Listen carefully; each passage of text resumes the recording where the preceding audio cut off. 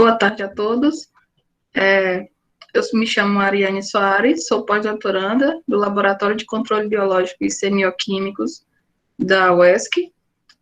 O laboratório é supervisionado pela professora Carla Fávaro. Ela não pôde estar presente hoje, eu vou coordenar a sala e também apresentar. Hoje nós vamos falar, o laboratório ele trabalha com ecologia química, principalmente de pragas agrícolas e pragas de culturas da região. Hoje nós iremos falar como que se aplica a ecologia química em sistemas agrícolas no manejo integrado de pragas. Então, vocês irão conhecer melhor acerca desse assunto. Aos que não sabem, aos que não conhecem sobre a área, os insetos, as plantas, os macro e micro-organismos, todo o ecossistema, eles se comunicam através de sinais químicos. Então, o entendimento, a pesquisa acerca desses sinais químicos faz da área uma ferramenta de grande valia, tanto para a pesquisa quanto para a aplicação agronômica. Para a aplicação prática em produtos agrícolas é o que a gente vai ver hoje. Primeiramente, iremos fazer uma abordagem sobre o tema, será ministrado por Palmira Neta, que ela é mestranda em produção vegetal da UESC. Em sequência, teremos a continuidade com Vanusa Rodrigues, doutoranda em produção vegetal, também na UESC, e logo após eu continuo com a apresentação. Então, muito obrigada pela participação de todos hoje aqui. Eu já agradeço por vocês terem disponibilizado, sempre peço desculpa mais uma vez pelo atraso, e iremos iniciar com Palmira.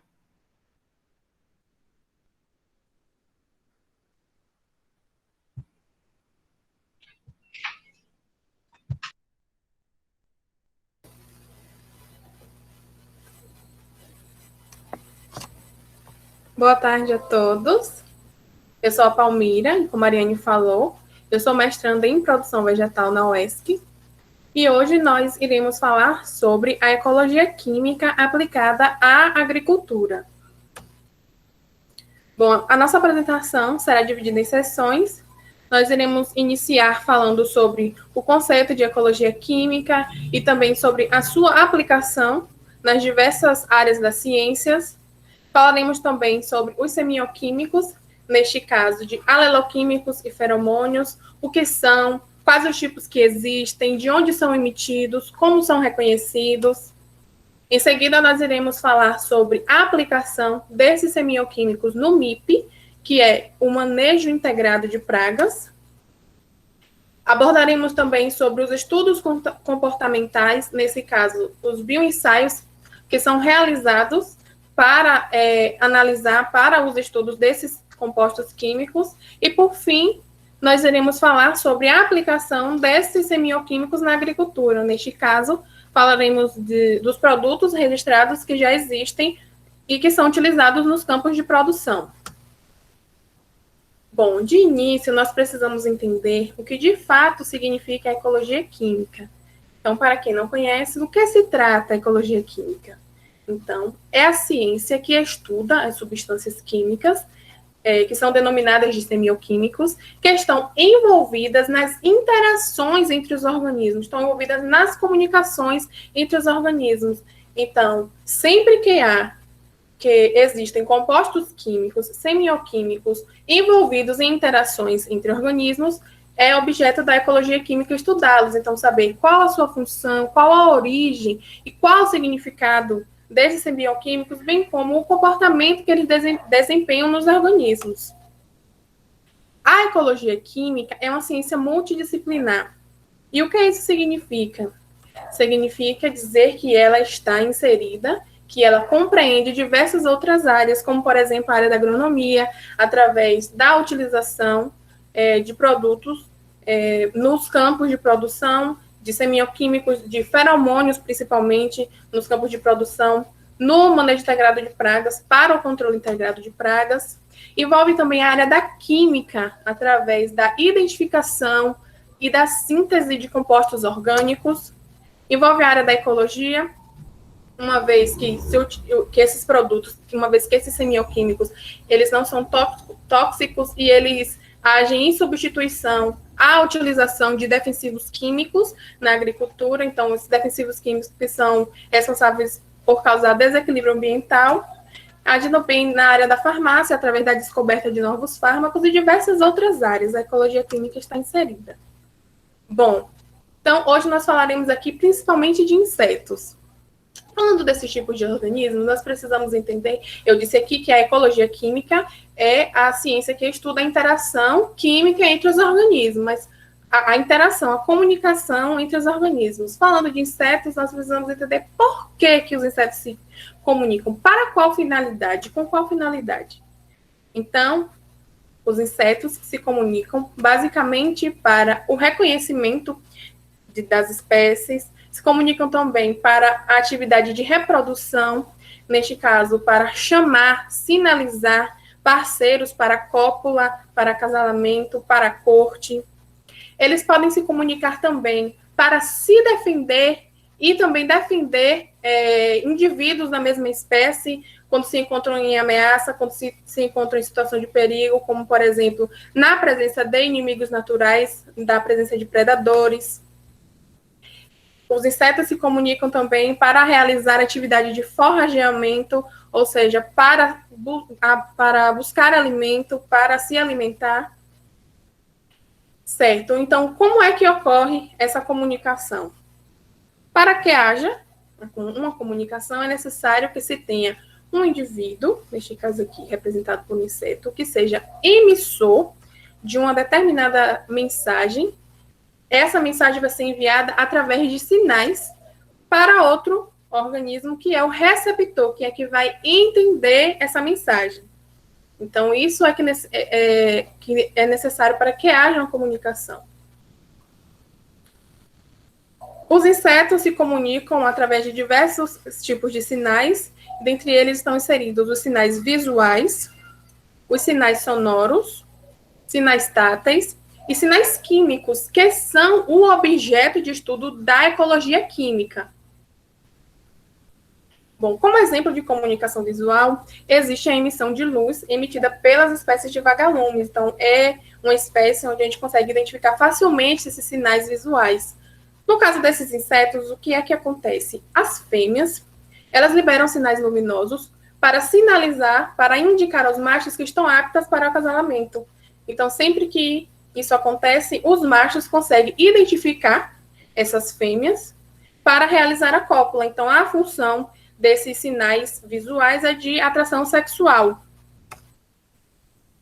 Outro exemplo aqui da comunicação sonora é o que é o som que é exibido pelas cigarras, nas espécies de cigarra. Ao contrário dos vagalumes, no qual as fêmeas é que liberam esses sinais visuais, no caso das cigarras, são os machos que liberam.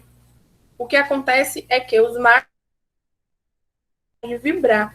Uma membrana localizada na base do abdômen que é capaz de vibrar, e ao vibrar ela libera o som. Então, as fêmeas conseguem identificar os machos para realizar acasalamento a partir desse som, que é emitido pelos machos quando atingem a fase adulta. A comunicação através de sinais táteis é muito importante para insetos sociais, e é o que a gente consegue perceber, o que acontece muito entre as formigas, que realizam toque entre as antenas, e esse toque é realizado por elas para que elas possam reconhecer as espécies, porque as formigas não aceitam espécies diferentes na sua colônia, e elas utilizam também esses sinais até mesmo para evitar a invasão de uma formiga que esteja doente, por exemplo, que deve ser imediatamente eliminada da colônia. E a comunicação através de sinais químicos, no caso, a comunicação química, os insetos utilizam podem utilizar para a localização de presas, também para a seleção de plantas hospedeiras. Então, os insetos conseguem identificar plantas que sejam adequadas, plantas ideais para a sua alimentação, através desses sinais químicos, da comunicação química. Eles também conseguem escolher locais, regiões ideais para ovipositarem, para depositarem seus ovos. Conseguem também localizar parceiros para acasalamento através de sinais químicos. E a comunicação química, como eu já falei, é mediada por sinais químicos. Na ecologia química, esses sinais são denominados de semioquímicos, que é uma palavra de origem grega, no qual semeion significa sinal. Então, dessa forma, a palavra semioquímicos significa sinais químicos, que estão divididos em dois grupos: o grupo dos aleloquímicos e o grupo dos feromônios. E qual é a diferença entre esses dois grupos? Os aleloquímicos são os semioquímicos responsáveis por intermediar relações interespecíficas, ou seja, relações, comunicações entre indivíduos de espécies diferentes. Por exemplo, comunicação entre inseto e planta. Já os feromônios são semioquímicos responsáveis pela comunicação intraespecífica, ou seja, pela comunicação dentro da mesma espécie, entre indivíduos de uma mesma espécie. Os aleloquímicos ainda estão divididos em três grupos: o grupo dos alomônios, dos cairomônios e dos sinomônios. Os alomônios são os compostos que são responsáveis por beneficiar a espécie que é a emissora do sinal químico. Como, por exemplo, aqui existem os compostos de defesa de plantas, os compostos responsáveis, os compostos do metabolismo secundário de plantas. Aqui uma planta sadia, um exemplo, uma planta sadia, que não está liberando nenhum composto.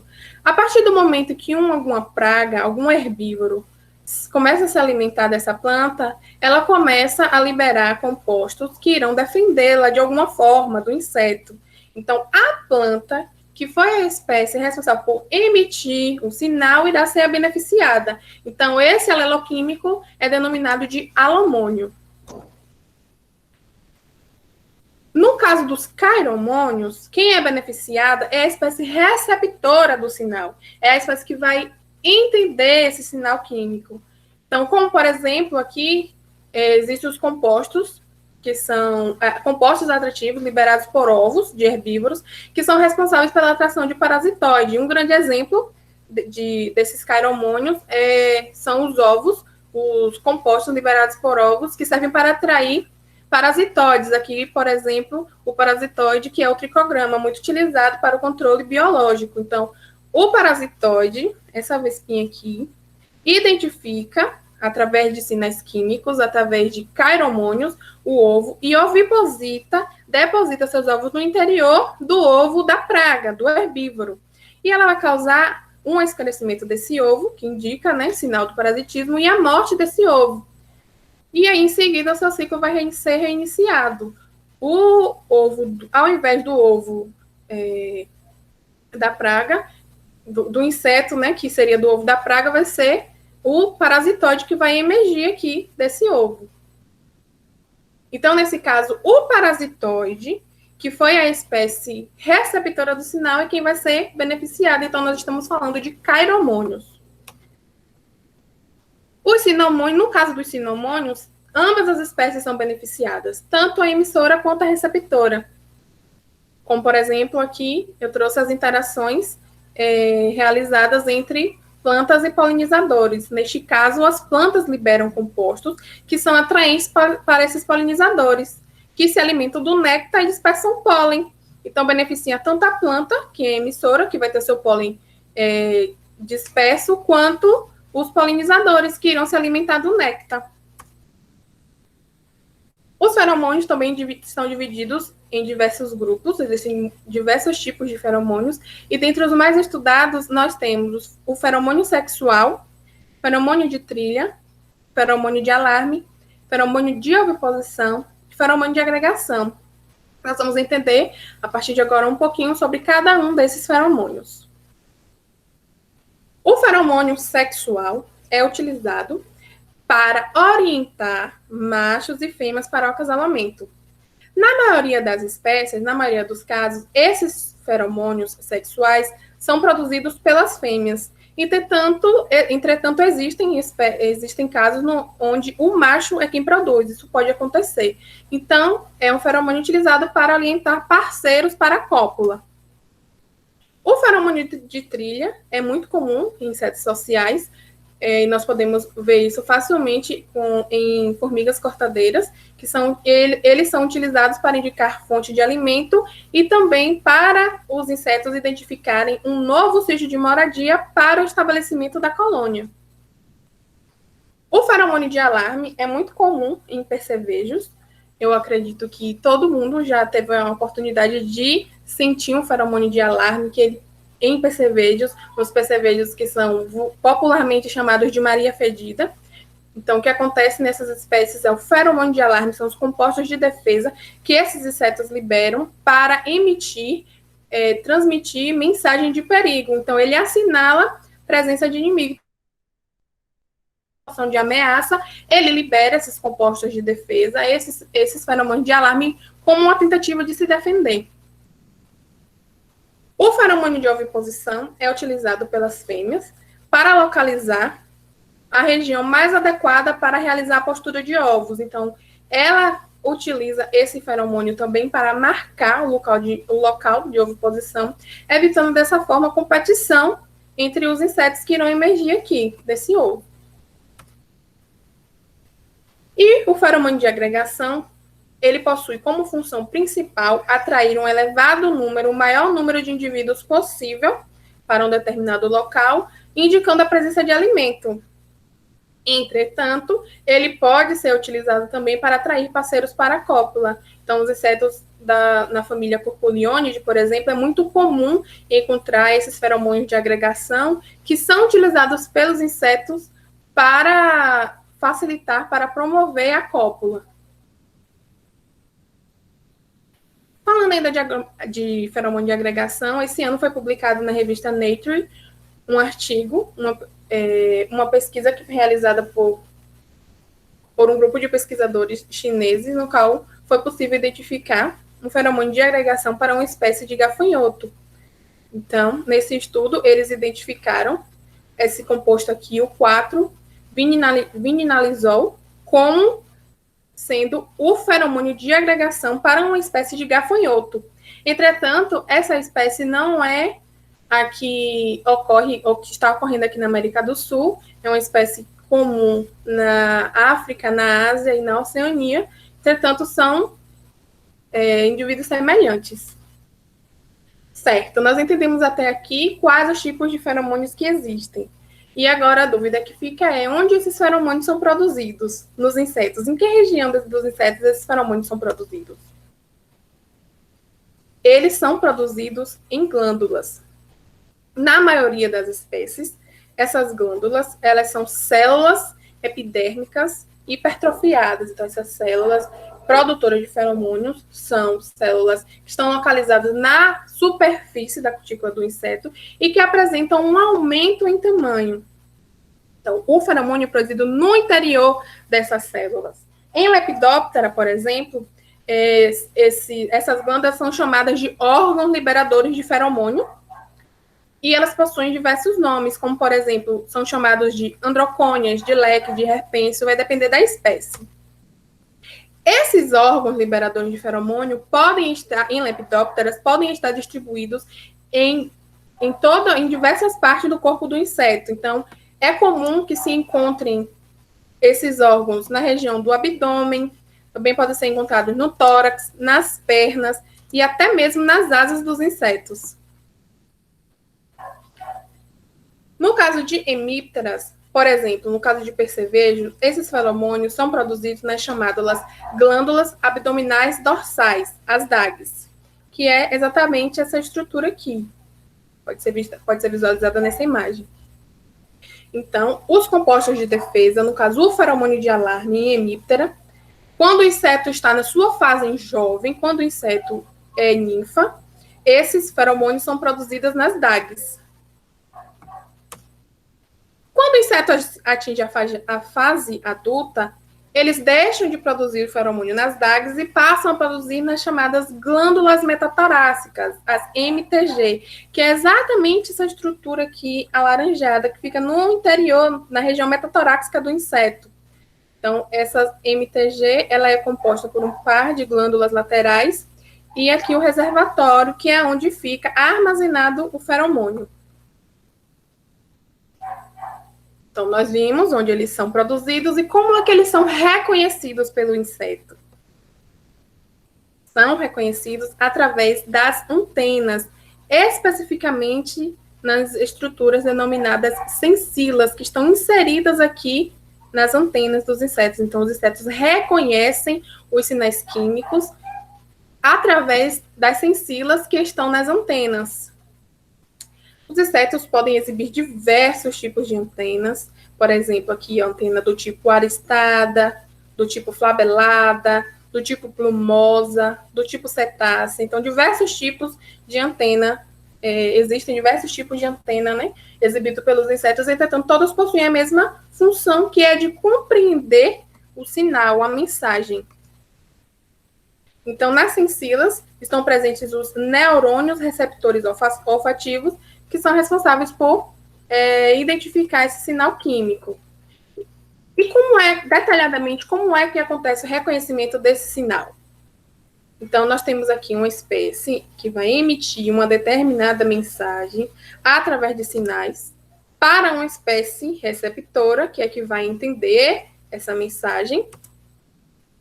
Então, aqui, especificamente nas sensilas, que são todos esses pelinhos aqui, que estão inseridos nas antenas dos insetos, é onde vai haver a recepção e a transdução do sinal através do sistema sensorial periférico. Posteriormente, esse sinal será enviado para o sistema nervoso central, que é onde vai haver o processamento dessa mensagem e entendimento pelo inseto. Então, ele vai provocar, após isso, uma mudança no comportamento do inseto. Pode ser um comportamento de voo, uma oviposição realizada para a fêmea. Então, através disso, vai haver uma mudança no comportamento do inseto. Existem ainda diversos tipos de sensilas que possuem variadas funções. Eu trouxe alguns exemplos aqui para a gente poder visualizar hoje. O primeiro exemplo que eu trago é a sensila do tipo tricoide, que é essa sensila aqui, pode ser visualizada nessa imagem, que ela é responsável por detectar os feromônios sexuais. Então, sempre que o inseto necessita localizar um parceiro para a cópula, ele utiliza esse tipo de sensila tricoide para detectar o parceiro, para esse tipo de atividade. Outro exemplo aqui é a sensila do tipo auricílica, que é essa terceira sensila aqui da imagem, que é tanto receptora de voláteis de plantas, como também pode ser receptora de feromônios sexuais, neste caso, feromônios de baixa concentração. E, por fim, a sensila do tipo caética, que é utilizada para orientar os insetos no comportamento de oviposição. Então, agora eu vou passar a apresentação para a Vanusa, que irá dar continuidade.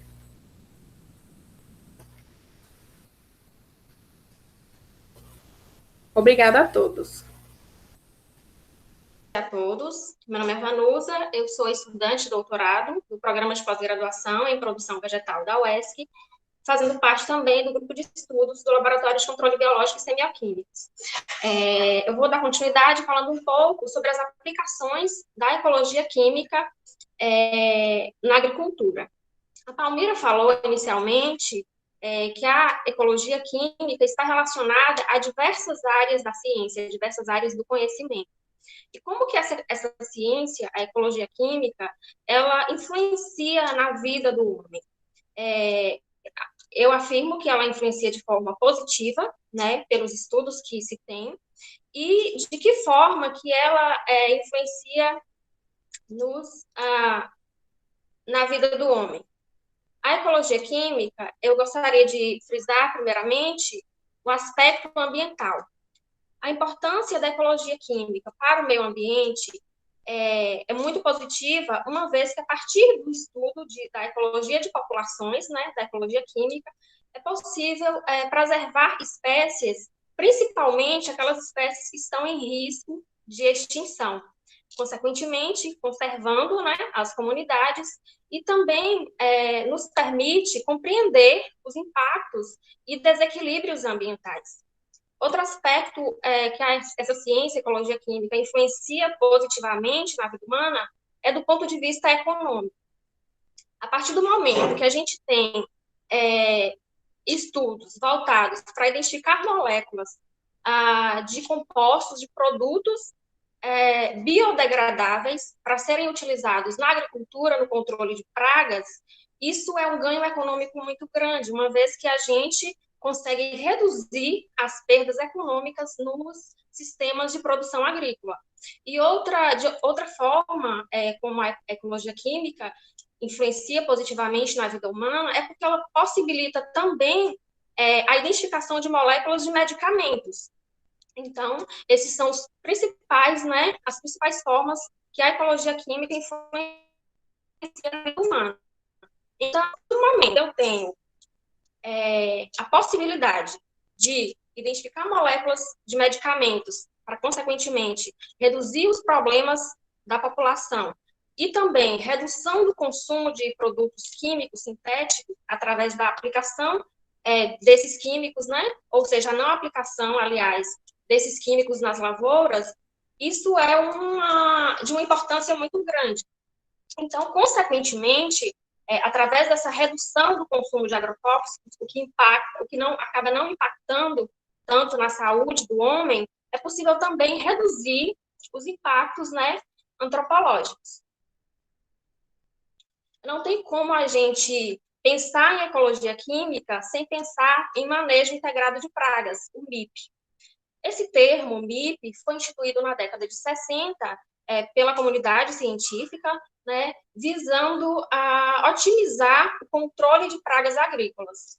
Então, o MIP tem algumas bases ou medidas ou táticas, né, que são incorporadas, sendo elas o controle varietal, o controle genético, o controle cultural, o controle comportamental, o controle biológico e o químico, que é a última medida que deve ser adotada no controle de uma praga em campo.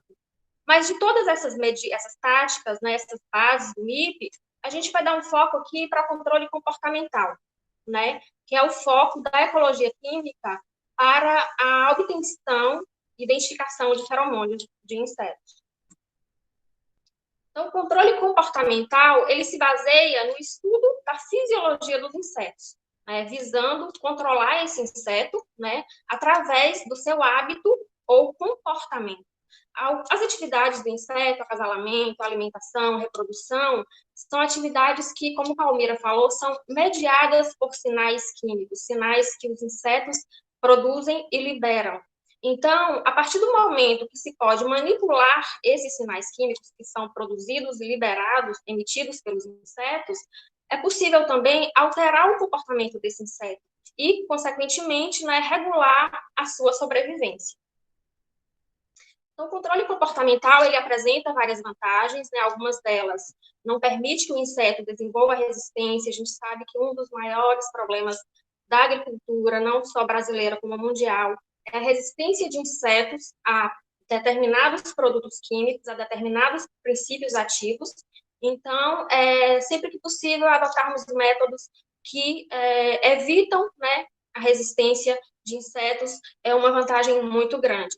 Além disso, esse método de controle por comportamento, ele evita riscos de contaminação, tanto para o ambiente, né, como para o homem, porque ele não deixa resíduos.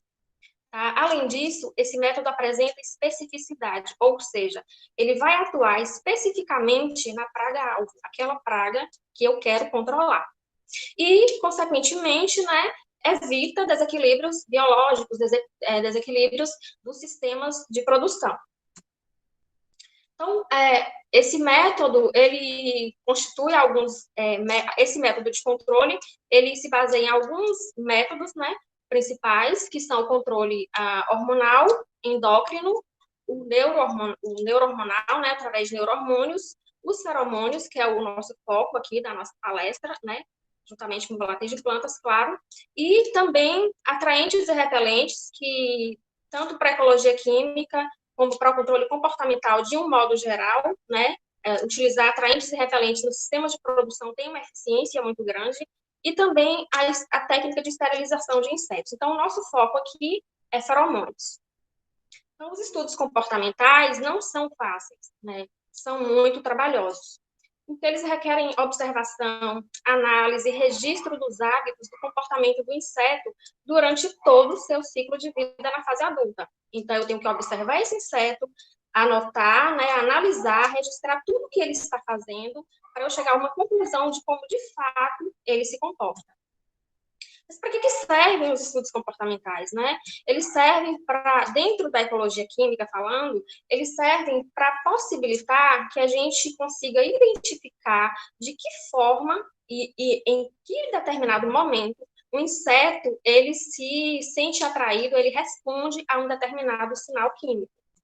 Existem alguns tipos, né, de testes que são realizados, né, para fazer esses estudos comportamentais, que são denominados de bioensaios. Eu trouxe para mostrar somente alguns exemplos, porque o tempo da gente aqui é curto, né, tem bastante coisa para apresentar, mas eu trouxe para mostrar um tipo, o olfatômetro de dupla escolha, né, um tipo de bioensaio realizado em laboratório, tá? Esse tipo é do tipo Y. Como que é? Esse bioensaio, olfatômetro, ele consiste em uma conexão de vidro, tá? Que possui uma extremidade no tubo principal e outras duas extremidades, né? Aí, o que acontece? A gente vai inserir o inseto na extremidade do tubo principal e vai observar o caminhamento desse inseto ao longo desse tubo principal. E aí, quando chega aqui, o inseto se sentindo atraído por uma fonte de odor que está sendo fornecida na outra extremidade, sendo que eu posso fornecer duas fontes de odor que estão sendo testadas, né, os meus tratamentos, como eu posso fornecer uma fonte de odor de um extrato, um semioquímico que eu estou testando, e na outra extremidade, um tratamento controle, certo? E aqui, outro exemplo que eu trouxe, o olfatômetro de múltipla escolha. Aqui também o olfatômetro de dupla escolha, são vários tipos. Esse daqui apresenta o mesmo princípio do tipo Y. Você insere um inseto em uma das extremidades, esse possui 4, né, entradas, e nas outras você vai vai fornecer para o inseto fontes de odor, as fontes de odor do estudo em questão. E o inseto, da mesma forma, ele vai caminhando e vai, através dos sinais químicos que ele está se sentindo atraído, né, os sinais do composto, através das sensilas, né, que a Palmeira acabou de explicar, ele vai se sentindo atraído por alguma dessas fontes de odor. E aí são feitas várias repetições, né, então, para a gente concluir de fato se esse produto, se esse feromônio, se esse semioquímico, de fato, está sendo atrativo para aquele inseto em estudo. Outro tipo de bioensaio, também utilizado em laboratório, a gaiola, para análise de comportamento de mariposas. Aqui, no caso, vocês estão vendo uma imagem com uma luz vermelha, simplesmente para simular as condições ambientais que o inseto precisa. Então, eu tenho que levar em consideração, como eu já disse, o comportamento do inseto. Como é que eu posso fazer um bioensaio se eu não fornecer para esse inseto as condições, simular para ele, na verdade, as condições naturais, né, as condições ambientais. Então, todos esses fatores, durante o estudo comportamental, tem que ser levado em consideração. Né, a condição de que o inseto precisa para desenvolver as suas atividades normais, porque se ele sofrer estresse em um bioensaio, ele não vai conseguir produzir o semioquímico, ele não vai conseguir produzir o feromônio. Então, simular as condições ideais para o inseto é fundamental. Outro tipo de bioensaio, também utilizado em laboratório, é o túnel de vento, né? Consiste o mesmo princípio de fazer com que o inseto se sinta atraído pela fonte de odor. Então, nesse caso aqui, o Lepidoptera, né, foi colocado dentro do túnel e ele vai caminhando em direção a essa fonte de odor que está sendo testada. Já falando agora de bioensaios realizados em campo, eu só trouxe esse exemplo para mostrar de uma armadilha delta em piso, que consiste em uma armadilha no formato em delta. Vários tipos de armadilhas serão apresentados posteriormente pela doutora Ariane, e nessa armadilha delta em piso, uma fêmea é colocada aqui nessa parte superior, né, ela é colocada, vedada, e aqui embaixo consta de um adesivo no piso, né, para que os insetos machos que foram atraídos por essa fêmea que está presa aqui, liberando o feromônio, esses insetos machos que foram atraídos pelo feromônio da fêmea vão ficar presos, né, e vão ser capturados aqui no piso dessa armadilha que contém o adesivo. Então, mas como são obtidos os semioquímicos, de modo geral, seja de planta, seja de inseto? Existem técnicas de laboratório para extração de compostos. Eu não vou aprofundar muito nessa parte, porque foi tema da palestra ministrada ontem na extração e identificação de semioquímicos. Para quem não assistiu, essa palestra está gravada, está salva no YouTube, pode dar uma acessada lá, quem quiser aprofundar. Mas é importante, pelo menos, mostrar aqui rapidamente para vocês como que esses feromônios são obtidos. Então, a gente tem métodos, né, de extração, a gente tem extração direta. Essa extração direta, eu trago um exemplo de extração de conteúdo de glândula metatorácica, MTG, que Palmira também falou anteriormente. Esse método de extração consiste em extrair a glândula, né, de um hemiptera, aqui na foto um percevejo. Então, essa glândula é retirada do inseto e é imersa em um vial, que é um vidrinho pequeno, né, utilizado em laboratório, contendo hexano, tá? Geralmente a gente utiliza 200 microlitros, mas pode variar. Então, essa glândula vai ficar imersa nesse solvente por 20 minutos. Após esses 20 minutos, ela vai ser retirada, a glândula é retirada, porque ela já liberou os compostos químicos presentes ali, né, os compostos que vão ser estudados, e aí permanece somente o solvente que vai ser armazenado em freezer a menos 20 graus, né, até que se procedam as análises químicas posteriormente. Tá. Lembrando que a extração direta ela pode ser feita não somente com parte do corpo do inseto, mas também com o inseto todo, tá? No mesmo princípio de imergir o corpo do inseto todo e todo o procedimento que eu mostrei aqui. Já falando em extração indireta, aqui eu tenho um exemplo de extração de voláteis de plantas, né, aleloquímicos, como eu já explicou, o método de aeração, que é um método convencional utilizado, né, também utilizamos no nosso laboratório, também foi tema da palestra de ontem, mas aqui só para vocês visualizarem, tá, e terem uma sequência de raciocínio. Aqui, esse sistema consiste em uma bomba de vácuo, né, conexões em vidro e também mangueiras. E aqui, fluxômetros é o básico do sistema de aeração. E o que vai ser extraído vai variar, se é extrato de planta, se é extrato de um inseto. Aqui, só para mostrar rapidamente, então os compostos vão ser extraídos, né, dessa planta, né, que está preso, lacrado embaixo, a parte aérea da planta foi envolvida em um saco, né, específico para forno, plástico específico para forno, e aí vai ser preso aqui embaixo, para que não entre ar externo. E aí, pelo outro lado, vai ter um polímero, né, uma coluna contendo polímero conectada a esse saco, e aí é onde vão ficar retidos os compostos. Esses compostos depois vão ser eluídos, tá, também utilizando o solvente hexano, e aí esses compostos, após extraídos, vão ser armazenados em freezer também para posteriores análises químicas. Então, além da extração de voláteis de plantas, extração indireta, pode ser feita também a extração indireta de insetos, que consiste no mesmo sistema, geração, bomba de vácuo, fluxômetro, conexões, só que lá a gente tinha uma planta, no exemplo anterior, e aqui a gente tem uma câmera contendo um inseto. Então, são câmaras de vidro, esse tamanho dessa câmara vai variar de acordo com o tamanho do inseto, tá? Nesse exemplo, um inseto pequeno, portanto, uma câmara bem pequena, e aqui fornecendo alimento para que o inseto não sofra estresse e consiga liberar naturalmente esses compostos. Lembrando que esse alimento que é fornecido pode ser também uma planta hospedeira dessa praga. Então, além da extração, tem as técnicas de identificação dos compostos, né? A identificação dos compostos é feita por cromatografia, que é um modo de separação química dos compostos dessa mistura, realizado através da distribuição desses compostos em duas fases. Então, vai separar a parte física da parte química, e tem algumas técnicas cromatográficas que são utilizadas, né?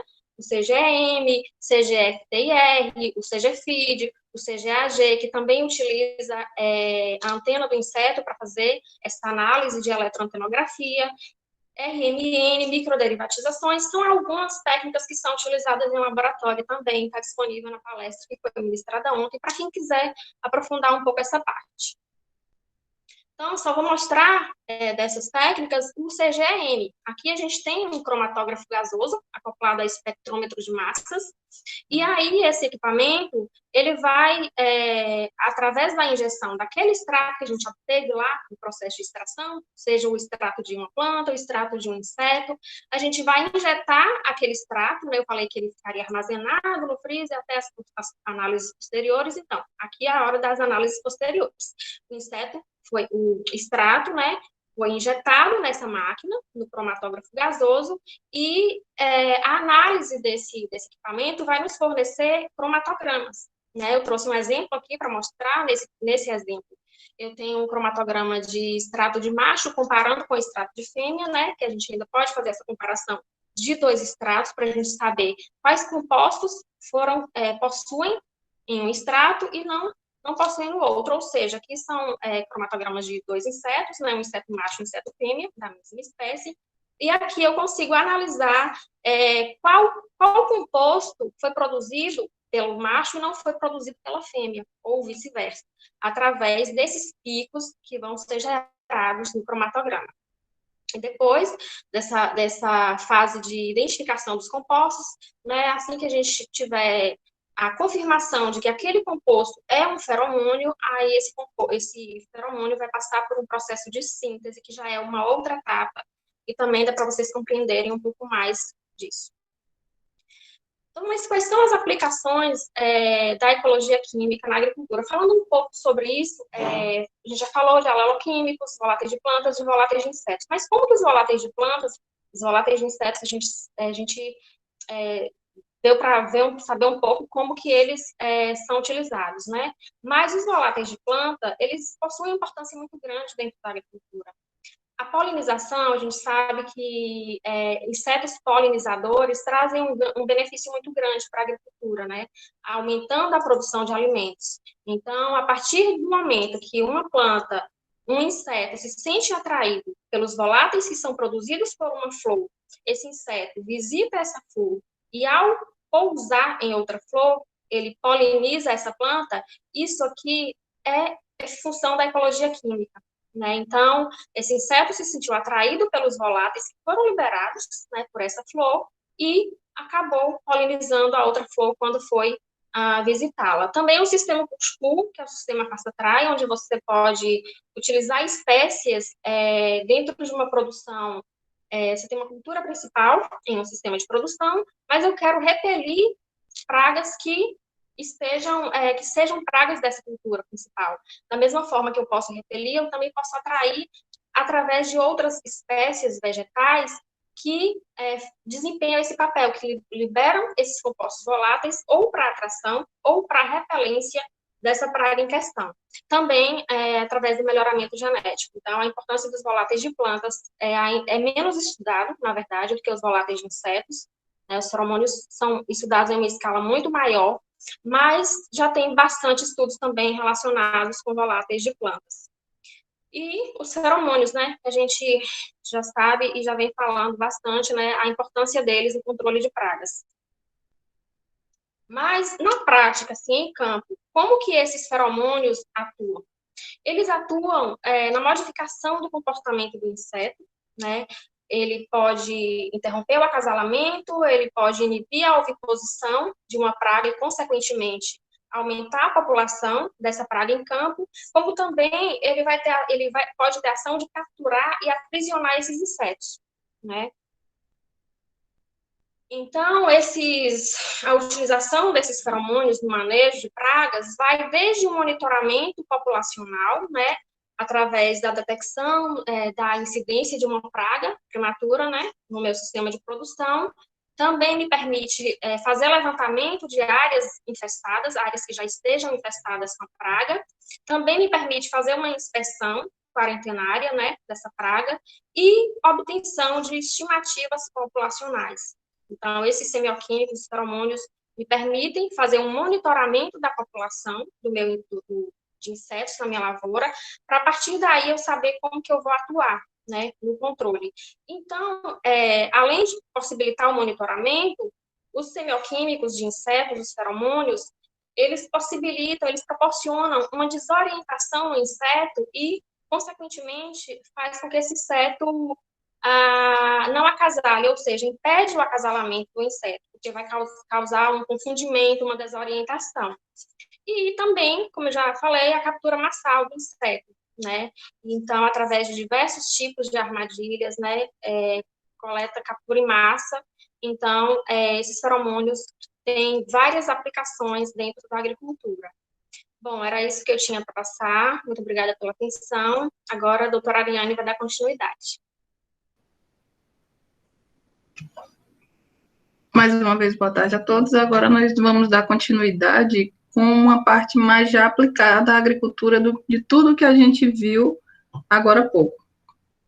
Então, esse primeiro gráfico que eu mostro para vocês é da exponencial, do crescimento que vem tendo a área de ecologia química no meio das ciências, em termos de publicações.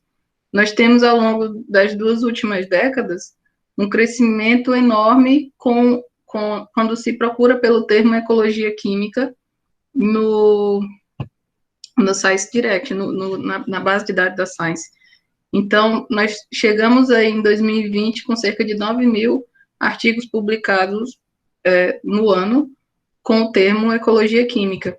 E quando afunilamos esse termo para feromônio de insetos, em 2020, nós temos também uma crescente ao longo dos anos, em 2020 chegando ali em cerca de 550 publicações por ano com esse termo. O que tem isso de importante na área? O que isso reflete na área? O que as pesquisas, elas refletem em tudo que nós usamos e praticamos no dia a dia. Tudo é fruto de uma pesquisa. Quanto mais se pesquisa sobre um assunto, com certeza, com algum tempo, ele vai virar um produto que você possa usar. E isso é o que acontece também com feromônio. Quanto mais se pesquisar, quanto mais houver incentivos a esse tipo de pesquisa, mais gerarão produtos como esse para serem utilizados na agricultura no manejo de pragas. Então, quais são os processos que uma empresa faz para a comercialização desses produtos? Então, nós temos, primeiro para a comercialização de semioquímicos no mercado brasileiro. Primeira coisa, nós temos a empresa ou um instituto que pesquisa, ele cai na mesma legislação de qualquer agrotóxico registrado no país. Infelizmente, ainda para produtos com baixa toxicidade ou nenhuma toxicidade ainda estão caindo na mesma legislação. Então, nós temos todos esses processos que primeiro, se faz um requerimento do registro especial temporário.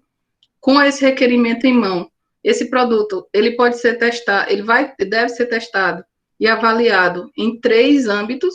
No âmbito ambiental, tem uma análise ambiental feita pelo IBAMA. No âmbito toxicológico, feito pela Anvisa. No termo técnico, no quesito técnico agronômico, feito pelo Ministério da Agricultura, Pecuária e Abastecimento. Depois que essas 3 empresas, esses 3 órgãos dão o aval para esse produto, a empresa recebe o certificado do registro especial temporário. E a partir daí fica a cargo da empresa comercializar ou não, fazer o registro ou não de venda no mercado agrícola. Lembrando que cada estado, você também tem que pedir a permissão para a Secretaria de Agricultura do estado, para que se possa fazer a venda no estado. E, em alguns casos, é obrigatório que se faça testes como esses também dentro de cada estado, de cada região. Então, o que a gente tem hoje de comercializado no país com produtos naturais, com registros no mapa, com produtos naturais? Hoje, nós consumimos cerca de 350 mil quilos de ingrediente ativo de produtos microbiológicos. Que são esses microbiológicos? É fungo, bactérias, vírus, que combatem pragas agrícolas, que servem para o controle biológico de pragas agrícolas. E nós vemos aí que em 2014 teve uma alta, depois continuou em uma média ali, e em 2018 voltou a subir. Quando afunilamos isso para semioquímicos, nós temos um decréscimo de 2016 até 2018, e nós temos aí cerca de, em 2018, de 6 mil quilos de ingrediente ativo sendo comercializado. Então, o que nós temos? 350 mil quilos de ingrediente ativo de produtos naturais, desses 350 mil, 6 mil são de semioquímicos, então é um número muito pouco. E muito menor ainda será quando vocês verem isso, que é o consumo de agrotóxicos que nós temos por ano. Até 2018, nós temos 500 mil, aí nós não estamos mais falando em quilos, estamos falando em toneladas de ingredientes ativos por hectare. Então, nós temos um número muito irrisório de produtos naturais na agricultura hoje, e se precisa muito de que haja estímulos para que possa ser uma realidade para o agricultor e para o mercado brasileiro, para favorecer o mercado a produção agrícola nacional, com produtos biológicos, né? Com produtos ecológicos, na verdade, que não agridam tanto o meio ambiente, não agridam as pessoas, não gerem toxicidade a humanos e aos animais, em geral. Então, no mundo, com o feromônio, nós temos essas empresas, são as principais comercializadoras de feromônio no mundo. Uma das que vocês vão muito ouvir falar é a ISCA Technologies, é dos Estados Unidos. Outra é a BioHome Tech, da China. Outra, Plant and Food Research, da Nova Zelândia. São empresas que têm exponencial na área de comercialização de feromônios no mundo, dentre todas essas outras. No Brasil, o controle a maior parte dos registros comerciais estão entre ISCA Technologies e a Biocontrole, que é uma empresa brasileira. E, então, eles detêm o registro de vários produtos com ação de feromônio. E outras menores, que são empresas com um produto só de ação com feromônio, ou 2 produtos, é a Interacta Química e a Cooper Citrus. No Ministério da Agricultura e Meio Ambiente, nós temos hoje registrados, por cultura, nós vemos que as frutíferas têm o maior número de registro de produtos, são 21 produtos registrados, de feromônios registrados para frutíferas. Isso pode ser muito devido à dificuldade que as frutíferas têm pelo seu porte da planta de pulverizações com agrotóxicos, então tem que se buscar métodos alternativos para controle de pragas, e para isso nós vemos aí que tem o maior número de produtos registrados com ação de feromônio. Outro que também tem muitos produtos, são 14 produtos, é o complexo algodão, soja, milho, cana e pastagem, é o complexo mais produtivo do país, de culturas mais produtivas do país. Tem 14 produtos, fumo com 4 produtos registrados, tomate crucífera com 5 produtos, e grãos armazenados com 2 produtos registrados. Mas como acontece a utilização desses produtos no plantio? São vários fatores que podem interferir, mesmo depois de testados pelo Ministério, de feito todos os testes agronômicos, vários fatores podem interferir na eficácia do produto em campo. E um deles relevo, o tipo de relevo influencia no direcionamento dos ventos, a condição climática da região, o porte da cultura vai fazer barreira também para a condição dos ventos, o distanciamento entre as armadilhas, a altura da armadilha, o tempo de degradação do produto e o tipo de armadilha são constantemente pesquisados até para que se seja lançado o produto no mercado, porque isso interfere diretamente e está diretamente relacionado também a outro fator de interferência, que é a característica morfológica e os hábitos comportamentais da espécie praga-alvo que será controlada. Se for um coleóptero, se for um lepidóptero, se for um díptera, se for um hemíptera, cada ordem, cada espécie, ela tem hábitos de comportamento e hábitos para hábitos alimentares, hábitos de comportamento sexual, hábitos de forrageamento totalmente diferentes. E para cada um existem vários tipos de armadilhas diferentes e de liberadores diferentes, que é o que a gente vai ver a seguir. Quando nós compramos um produto com ação de feromônio, esse é um exemplo que eu trouxe para vocês, do Iscaluribogonata.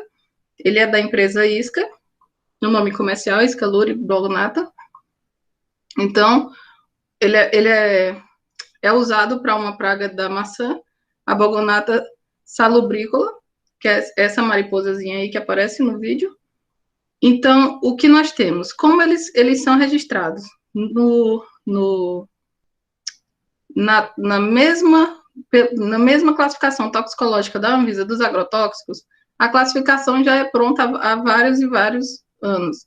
E nós temos lá que a menor grau de classificação tóxica é o pouco tóxico. Ele não deixa de ser tóxico, mas ele está dentro lá do pouco tóxico. Mas se a gente tem um produto que é intraespecífico, ele só vai ter ação de atração dentro daquela espécie, nós não temos toxicidade evidenciada para nenhum outro organismo. Mesmo assim, a classificação ainda não foi alterada para esse tipo de produto no mercado. Então, eles são classificados como pouco tóxico, essa faixa verde, como se vê na caixa. Na caixa também vem, no rótulo, na bula, vem indicações de como usar. Nós temos para esse produto, ele pode ser usado a 1,80 m do solo, deve ser trocado a cada 90 dias, é o tempo de degradação do septo, do produto que está impregnado aqui no septo. Então, ele tem um tempo de degradação de 90 dias e deve ser espaçado, usado uma armadilha a cada 4 hectares para esse produto. Eu vou falar mais exemplos de diferentes armadilhas também e de liberadores e para outras pragas a seguir. Então, o que são os liberadores, os dispersores? Os liberadores, eles são nada mais do que as iscas que nós usamos nas armadilhas para atração dos insetos, para atração ou repelência, para uso nas armadilhas, para controle dos insetos, para captura dos insetos.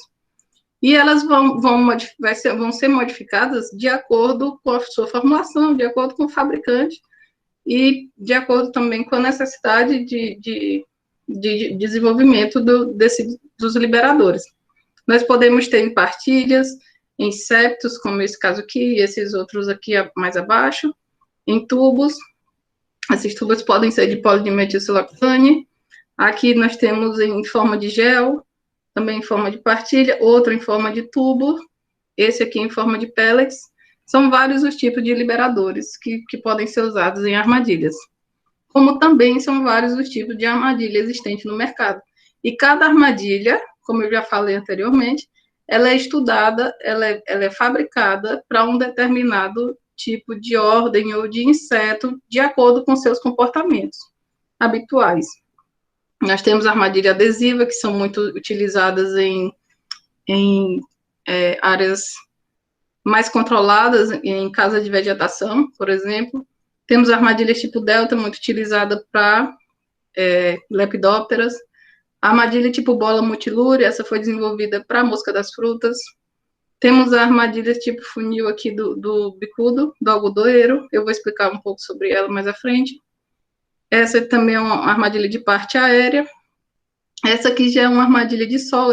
Toda essa parte do funil, ela fica enterrada no solo.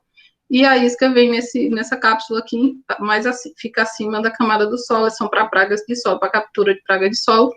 E essas armadilhas, elas podem agregar 2 fatores. Você pode colocar um fator que mate o inseto, por exemplo, o inseticida aqui dentro, e colocar um feromônio nos locais apropriados para a captura do inseto. Então, ele vai ser atraído e vai morrer, o que a gente chama de atrai e mata. Esse outro tipo de armadilha aqui também, de sequência de funil, é muito usado para coleópteros, e nós vamos ver agora alguns exemplos. Esse é o exemplo do bicudo do algodoeiro, Antinomos grandes. O nome comercial do feromônio desse exemplo é o Scaluri BW10. Como que acontece aqui? Ele é colocado a 50 centímetros de altura da planta, ou a 1 metro de altura do solo, e o inseto, ao voar na área, ao sobrevoar pela área, ele vai entrar por esse copo, essa parte verde do copo, ele vai subir. Esse cone é feito de forma que ele só consegue entrar, ele não consegue sair. A isca com o feromônio vai estar dentro desse copinho, mais acima. Ele vai estar sendo atraído pela isca feromonal, e então ele vai entrar dentro desse copinho, mas ele não vai conseguir sair. E se você quiser usar para monitoramento, é recomendado uma isca a cada 4 hectares. Mas se você quiser usar para uma coleta massal a gente usa para quando você quer controlar o inseto com o uso do feromônio. Aí se faz um adensamento maior de armadilhas na área. E então, você pode usar uma armadilha por hectare. Esse septo, esse liberador, ele é recomendado que se faça a troca a cada 14 dias. 14 dias é o tempo de degradação desse produto nesse liberador. Então, com 14 dias, você vai lá e faz a troca e continua com a armadilha no campo. E também retira os insetos daqui de dentro e mata os insetos, né? Que você está fazendo a coleta. Outro exemplo é da Helicoverpa pamígera, é uma desfolhadora feroz de leguminosas em geral. Então, ela é recomendada que se use uma isca a cada 10 hectares para áreas maiores que 5 hectares e uma isca por hectare para áreas menores que 5 hectares. O da Helicoverpa pamígera, ele é um inseto, um feromônio de atração sexual, é o feromônio da fêmea que faz a atração do macho.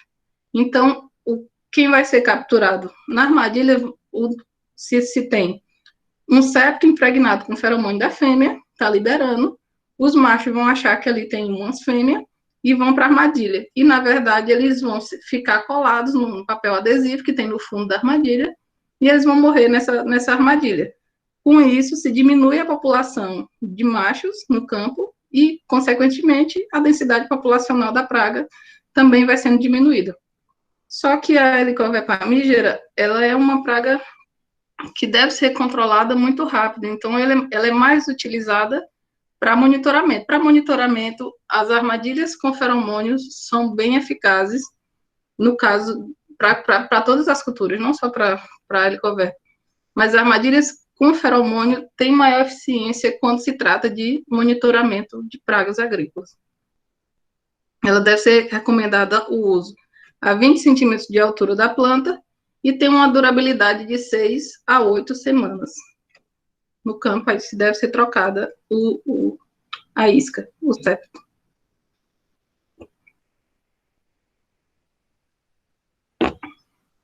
Outro exemplo é o Scaluri TMW Plug, é o nome comercial do feromônio da mosca das frutas, Ceratitis captata. Esse feromônio é usado em uma armadilha de bola multilure, como eu já falei lá anteriormente sobre ela, onde a isca vem aqui no casezinho para colocar o septo, ou ela pode ser usada também em delta, é uma praga quarentenária presente, então ela é monitorada em portos, aeroportos. É comum vocês verem esse tipo de armadilha em portos, em aeroportos, em fronteiras, em todas as fronteiras do país. Ela é monitorada para que não se alastre e vire uma praga presente em diversas culturas pelo alto dano econômico que ela pode causar. Ela é instalada no dossel da planta, tem a recomendação de 1 a 2 iscas por hectare e deve ser trocado a cada 6 semanas. Outro tipo, também diferente de liberador, nesse caso são os tubos. É o Isomate OFTT, é utilizado para o confundimento sexual da mariposa oriental, a Grafolita molesta. O que acontece aqui é que eles se dispersa de 200 a 250 dispersores desses por hectare, e aí se tem um confundimento sexual pela densidade de compostos que tem por metro quadrado do feromônio sexual da praga. E então, os insetos não conseguem se orientar para se encontrarem e acasalarem e acabam morrendo por estresse. Então, ele é instalado no dossel da planta, é uma praga de pêssego e maçã. Outro exemplo é o do Migdolus frianus, o nome comercial é Migdo, da broca da cana, também é uma armadilha diferente, já que ele é uma praga de solo, é um coleóptero de praga de solo.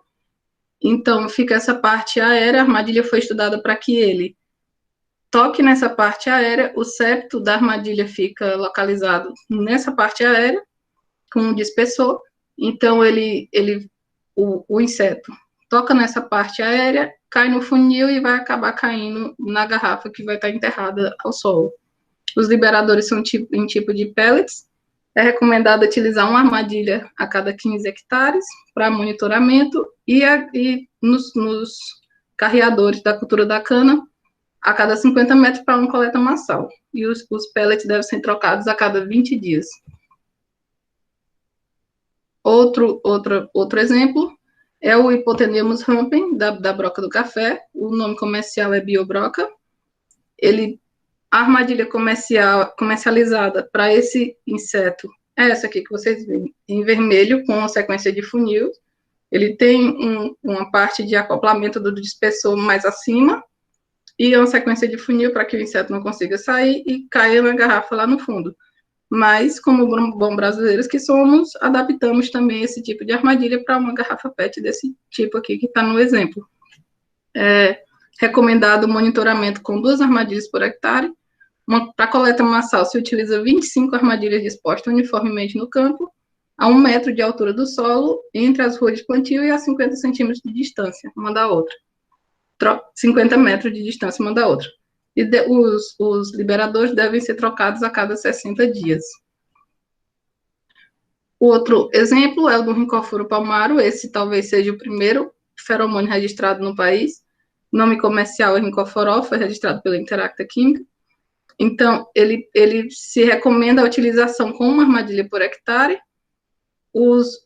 Esse já é uma armadilha totalmente artesanal, é com baldes de 20 litros, se faz um orifício em qual é encaixado um funil, pode ser usado cana-de-açúcar cortada dentro do balde para aumentar a eficiência de captura, com um atrativo alimentar também, e é usado, nesse caso aqui, o liberador são ependorfs, faz um furinho no ependorf para que se fique liberando gradativamente o feromônio no campo. Eles devem ser pendurados nos troncos do coqueiro ou em qualquer outra parte, mas dentro da plantação, no solo ou na cerca, e devem ser trocados a cada 3 meses. Então, o que nós temos hoje, desafios para essa área, para esse mercado agrícola de feromônio? Nós temos o primeiro desafio é a difusão para a utilização em larga escala. Essa difusão é educacional, que as pessoas, que seja difundido o conhecimento em ecologia química para muito mais pessoas, para que se possa cada vez mais utilizar desse tipo de produto. Entrar no mercado já estabelecido com controle químico também é outro desafio para a área, e que se busquem incentivos para o registro de novas moléculas, para esse tipo de registro também, para que se possa facilitar o registro para esses tipos de compostos que são ambientalmente seguros. Então, como perspectivas futuras, nós temos um maior incentivo a pesquisas com ecologia química, a identificação de novas moléculas bioativas, o desenvolvimento de técnicas analíticas e biológicas, e aumento na comercialização dos semioquímicos, é o que a gente espera para esses próximos anos. Essa é a formação atual do Laboratório de Controle Biológico e Semioquímicos. Estejam todos convidados a nos visitarem, a quem tiver interesse pela área, após a pandemia, que a gente está apto a recebê-los no laboratório e mostrar como tudo funciona. Eu agradeço a presença de todos, muito obrigada. E agora ficamos abertos às dúvidas de vocês. Um minuto. Ficamos abertos às dúvidas que vocês venham a ter. As palestras, tanto a de ontem, que já está no nosso canal do YouTube, chama Lacopse UESC, como a de hoje, também será colocada no canal do YouTube para que vocês possam ver mais uma vez, para quem tiver interesse. Como o Teco falou, também vai estar disponível no canal da Rádio UESC, é outro meio que vocês podem acessar também essa palestra. Então, estamos abertos a quaisquer dúvidas que vocês venham a ter. Falam no chat, ou podem abrir a câmera também e perguntar se fizerem necessário.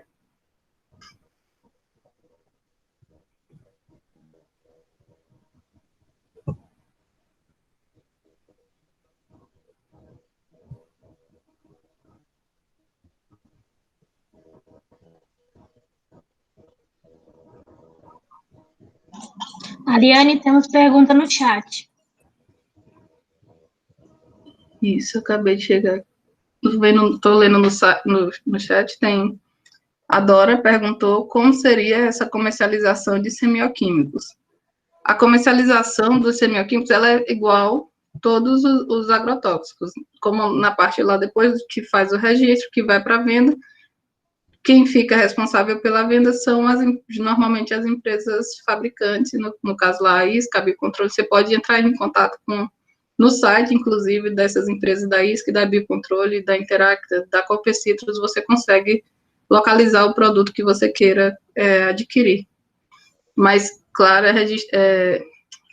para adquirir um produto agrícola tem que ter lá o CREA registrado, o Conselho de Agronomia, ser registrado no Conselho para adquirir um produto de uso agrícola para controle de pragas.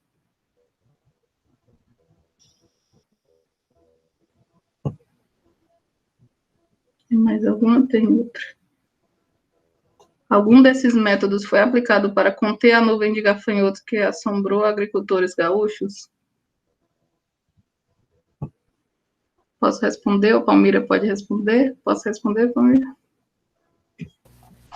Pode ficar à vontade, Yaren. Esses métodos não foram... O fenômeno da nuvem de gafanhoto, ele é esporádico, ele não é uma coisa que acontece sempre, ele acontece de anos em anos. Isso acontece e aconteceu por uma condição climática e por uma reprodução bem acelerada dos gafanhotos. Então, o estudo que aconteceu, que a Palmira falou durante a apresentação dela, foi um estudo que eles identificaram que havia um composto químico mediando o caminhamento deles, o direcionamento deles e para a cópula também. Então, mais para o caminhamento, na verdade. Então, foi só a descoberta do feromônio que estava conduzindo aquilo, mas não que seja usado para o controle da praga. E agora, né, o grupo de pesquisa ou a empresa que fez a pesquisa pode comercializar para um eventual controle dessa praga também em culturas. Mas isso não é comercial ainda está em âmbito de pesquisa.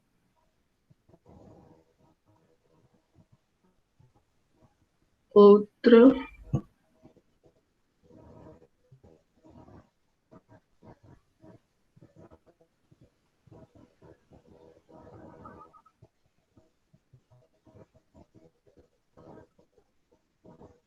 Não temos mais dúvidas? Foram essas duas? Da Betânia e da Dora? Alguém mais tem alguma dúvida? Se não tiverem, a gente agradece a colaboração, a participação de vocês na palestra de hoje. Avisamos mais uma vez que vai estar disponível nos canais, tanto da UESC, do Rádio UESC, como no canal do Lacopse UESC. E se sintam à vontade para nos visitarem no laboratório, se gostaram da área, se interessaram pela área, nós estamos... Quando tudo isso acabar, quando nós voltarmos à ativa, estamos aptos a recebê-los no nosso laboratório. Muito obrigada pela participação de todos, então eu vou encerrar a sala. Obrigada pela participação de todos.